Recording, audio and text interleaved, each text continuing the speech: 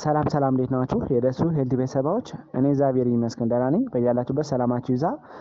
ዛሬም እንደተለመደው በአንድ አስተማሪና ጠቃሚ ቪዲዮ ተመልሻለሁ። በዚህ ቪዲዮ የወር አበባ ዑደትን ለማስተካከልና በወር አበባ ጊዜ የሚመጣን ከፍተኛ የሆነ ህመም ለመቀነስና ለማስታገስ በቤት ውስጥ የሚዘጋጁ እጅግ በጣም አስፈላጊ የሆኑ መጠጦችን በደንብ ለእናንተ አብራርቼ እነግራችኋለሁ። ከዛ በፊት ግን ለቻናሉ አዲስ ከሆናችሁ ቻናሉ ሰብስክራይብ ያደርጋችሁ ጀምሩ። ነባሪ ሰዎችም የዩቲዩብ አልጎሪዝም ለብዙዎች እንዲያደርስና ብዙዎችን ስለሚያስተምር ላይክ እና ሼር ማድረጋችሁን አትርሱ። አብራችን ቆዩ። ወደ ዋናው ሀሳቤ ስመለስ በተለይ በወር አበባ ጊዜ የሚከሰትን ከፍተኛ የሆነ የሆድ ቁርጠት፣ የምቾት አለመሰማትና ከፍተኛ የሆነ የወር አበባ መዛባትን መፍሰስን ለመቀነስና ለማስተካከል ቤት ላይ የሚዘጋጁ 5 ውህዶችን ለእናንተ በደንብ አብራርቼ እነግራችኋለሁ። የመጀመሪያውና አንደኛው የናና ሻይ ነው።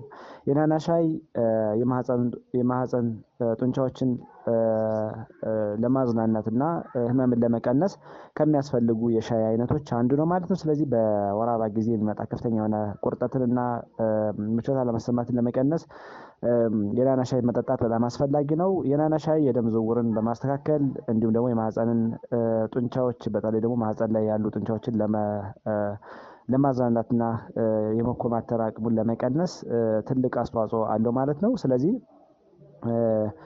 የደረቀን ወይም ደግሞ እርጥቡን ፍሬሽን የናና ቅጠልን በመቁረጥ በፈላ ውሃ በመጨመር መጠቀም ይቻላል ማለት። ስለዚህ በወር አበባ ጊዜ የሚመጣ ህመምን ለመቀነስ ለማስታገስና በተለይ ደግሞ የደም ዝውውርን ለማስተካከል ከሚጠቅሙ የሻይ አይነቶች አንዱ የናና ሻይ ነው ማለት ነው። ሁለተኛ የእርድ ሻይ ነው። የእርድ ሻይ በተለይ በወር አበባ ጊዜ የሚመጣን ብግነትን፣ ቁስለትን፣ ከፍተኛ የሆነ ቁርጠትን ወይም ደግሞ ህመምን ለመቀነስ እጅግ በጣም ከሚጠቅሙ የሻይ አይነቶች አንዱ እንደሆነ የተለያዩ ጥናቶች ያስረዳሉ። በተለይ ከአንድ ግማሽ እስከ አንድ የሻይ ማንኪያ እርድን ወይም ደግሞ የስኳር ማንኪያ እርድን በፈላ ውሃ ጋር በመጨመር ወይም ደግሞ በሞቀ ውሃ ውስጥ በማድረግ በመጠጣት ራስን ከከፍተኛ ህመም መከላከል ይቻላል ማለት ነው። ምክንያቱም በወር አበባ ጊዜ እንደሚታወቀው ሰዎች ምቾት አይሰማቸውም፣ ህመም አለ። በዛ የተነሳ ሰዎች ብዙ ጊዜ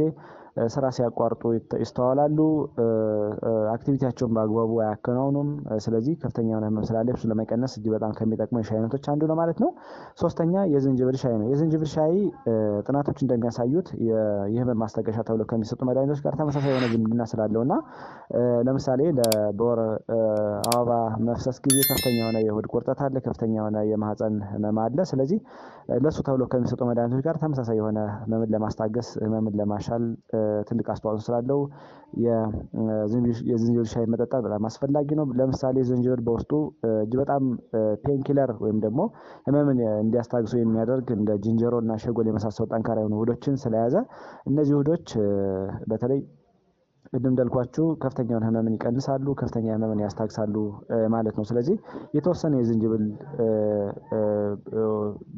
በመቀነስ በፈላ ውሃ በመቀላቀል ወይም ደግሞ መጨመር እንዲሁም ደግሞ ሎሚን ሌሎችንም እንደ ማርና በመጠኑ ሎሚን በመጠኑ አድርጎ ጨምሮ በመጠጣት ህመምን መቀነስ ማስታገስና በተለይ ሰዎች ስራቸውን እንዳያቋርጡ ኮንሰንትሬሽናቸውን እንዲጨምርና ከዚህ ጋር ተያይዞ የሚመጣ የተለያየ ድብርትንና ድባቴን ለመቀነስ ትልቅ አስተዋጽኦ እንዳለው የተለያዩ ጥናቶች ያስረዳሉ። እንዲሁም ደግሞ በምናውቀው ነገር ነው ማለት ነው። አራተኛ የቀረፋ ሻይ ነው። የቀረፋ ሻይ የደም ዝውውርን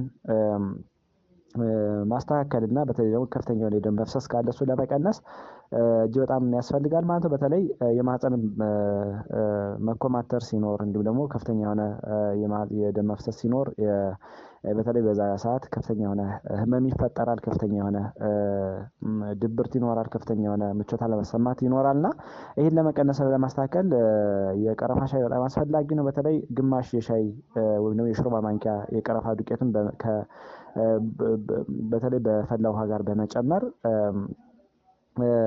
በመጨመር ከ5 እስከ 10 ደቂቃ አቁይተው በመጠጣት ህመምን መቀነስ ይቻላል፣ ህመምን ማስወገድ ይቻላል ማለት ነው። ምክንያቱም መድኃኒቶች ሲሰጡ ብዙ ጊዜ ህመም ማስታገሻ ተብለው የሚሰጡ መድኃኒቶች በሚሰጡበት ጊዜ ህመምን ወዲያውኑ ሊያስታግሱ ይችላሉ። ነገር ግን የተለያዩ ሳይድ ኢፌክት አላቸው። እንዲሁም ደግሞ ጉበትና ኩላሊትን ሊጎዱ ስለሚችሉ በቤት ውስጥ አዘጋጅቶ መጠቀም በተለይ ነው ቤት ላይ ሊዘጋጁ የሚችሉ የተለያዩ ነገሮችን አዘጋጅቶ መጠቀም በጣም አስፈላጊ ነው ማለት ነው። ስለዚህ በዛ በወር አበባ ሂደት የሚመጣን ህመምን ለመቀነስና ለማስተካከል እንዲሁም ደግሞ ምቾት አለመሰማትን ህመምን ለመቀነስ ቤት ውስጥ እንደዚህ አይነት ነገሮችን አዘጋጅቶ መጠቀም በጣም አስፈላጊ ነው ማለት ነው። አምስተኛው እና የመጨረሻው የሞቀ ውሃ ደግሞ የሞቀ ውሃ ወይም ደግሞ ሞቅ ውሃ ነው። ሞቅ ውሃ መጠጣት በተለይ ሰውነታችን ውስጥ ሴቶች በወር አበባ ጊዜ ሰውነታቸው ውስጥ የተለያየ ፈሳሽ እንዳይጠራቀም ያደርጋል። በተለይ እነዚህ ቶክሲክ የሆኑ ኬሚካል የምንጠራቸው ከሆርሞን ለውጥ ጋር ተያይዘው የሚመጡ ከሆርሞናል ፍላክቹዌሽን ጋር ተያይዘው ሊከሰቱ የሚችሉ የተለያዩ ኬሚካል ሪአክሽኖች ይኖራሉ። የተለያዩ ኬሚካሎች ወይም ደግሞ ጽዳጆች ይኖራሉ። እነሱን እንዳይጠራቀሙ ወይም ደግሞ በሽንት መልክ በሰገራ መልክ እንዲሁም ደግሞ በተለያየ መልክ ለማስወገድ እጅግ በጣም ይጠቅማል ማለት ነው። እንዲሁም ደግሞ የሞቀ ውሃ መጠጣት የተሻለ የደም ዝውውር እንዲኖራቸው ስለሚያደርግና ህመምን ስለሚቀንስ በተለይ ደግሞ የሆድ መነፋትና ምቾት አለመሰማትን ስለሚያስተካክልና ስለሚቀንስ በወር አበባ ሰዓት በጣም ያልሞቀ ውሃ በተለይ ደግሞ ይሄ የፀሐይ ውሃ ብለን የምንጠራውን ለብ አድርጎ በመጠቀም መጠጣት እጅግ በጣም እንደሚመከር የተለያዩ ጥናቶች ያሳያሉ ማለት ነው። ስለዚህ በተለይ በወር አበባ ጊዜ ቅድም እንደነገርኳችሁ ከፍተኛ የሆነ ህመም ይኖራል፣ ከፍተኛ የሆነ የደም መፍሰስ ይኖራል። እነዚህ ቤት ውስጥ ተዘጋጅተው የሚሰጡ ነገሮችን መጠጣት አንደኛ በተለይ ሰውነታችን ውስጥ ያሉ በተለይ ሴቶች ውስጥ ሰውነታችን ውስጥ ያሉ ኬሚካሎችን ባላንስ ለማድረግም ይጠቅማሉ። እንዲሁም ደግሞ ከፍተኛ የሆነ ህመምን ይቀንሳሉ። በተለይ የወር አበባ ሲኖር ብዙ ሰዎች ምቾት አይሰማቸውም።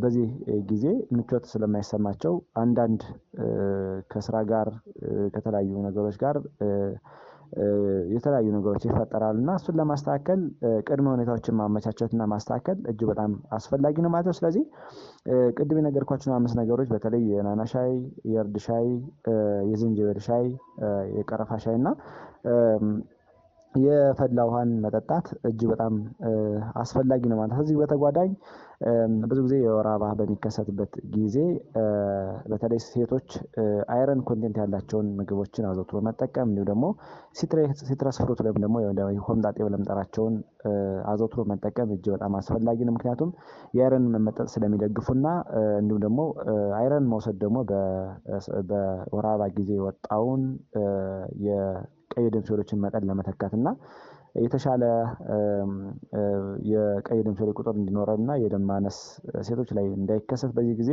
ይረዳል ተብሎ ይታሰባል። ስለዚህ ቅድም ከነገርኳችሁ በተጨማሪ አይረን ኮንቴንት ያላቸው ወይም ደግሞ ብረት ንጥረ ነገር ያላቸው ምግቦች መመገብ፣ የቫይታሚን ሲ ሶርስ ወይም ደግሞ ይሄ ሲትረስ ፍሩት እያልን የምንጠራቸውን ኮንቴንት ያላቸው ምግቦች አዘውትሮ መውሰድ፣ ለምሳሌ እንደ ሎሚ፣ ብርቱካን፣ ዘይቱን፣ ሌሎችም ነገሮችን የቅጠላቅጠል አይነት ነገሮችን መውሰድ ይመከራል ማለት ነው። ስለዚህ ይህንን ተጓዳኝ የሆኑ ነገሮችን ለመቀነስ እጅግ በጣም እንደሚጠቅም ጥናቶች ያሳያሉ ማለት ነው። ዛሬ በዚህ ቪዲዮ በወር አበባ ጊዜ የሚመጣ ህመምን ለመቀነስ ለማስታገስ እና ተዘጋጅቶ ይዞ የሚመጣ የደም መፍሰስ ለመቀነስ ምን ያህል አስፈላጊ እንደሆኑ እነዚህን 5 ነገሮች ለእናንተ በደንብ አብራርቼ ነገርኳችሁ። እናንተም ቆንጆ ግንዛቤ አግኝታችኋል ብዬ አስባለሁ። ለሌሎች እንዲደርስ ላይክ እና ሼር አድርጉት። እንዲሁም ቀጣይ የምለቃቸው ቪዲዮዎች ለእናንተ እንዲደርሳችሁ የደወል ምልክቱን መጫን አትርሱ። አመሰግናለሁ።